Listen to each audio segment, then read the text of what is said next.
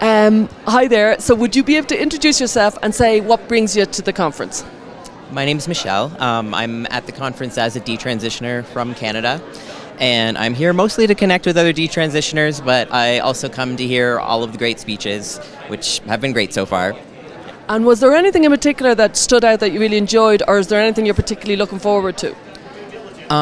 So far, and I did say this on Twitter, Jamie Reid is a legend, and I just met her yesterday, so that's fabulous. I find her very inspiring as someone who realized they were wrong after many years and feels like they have to walk it back. So I feel like a connection with her in that way. How do you see gender panning out over the next 5 years or so? That is hard to say. I feel like everything is going to get really, really messy in the next 5 years. I feel like we're reaching a point where visibility is so high that people who don't know anything are coming in and they're kind of having their own opinions on things.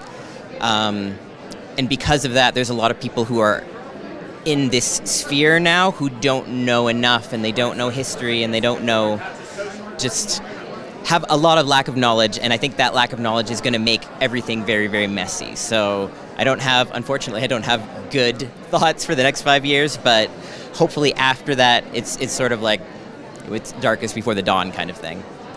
And what do you think we as a movement, it's a loose movement, but what do we need to do maybe more of, or to do better to kind of bring the message out as such? I've always stuck with focusing on evidence. A lot of the people, when I say that a lot of the people who come in have lack of knowledge, they come in with ideologies. And a lot of people are coming in with religious ideologies, or they're coming in with political ideologies. We got to stick with evidence. We got to stick with what we know is an objective truth, and then build from that.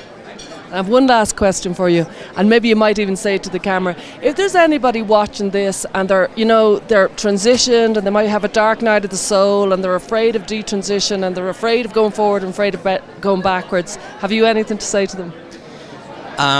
Life is out there.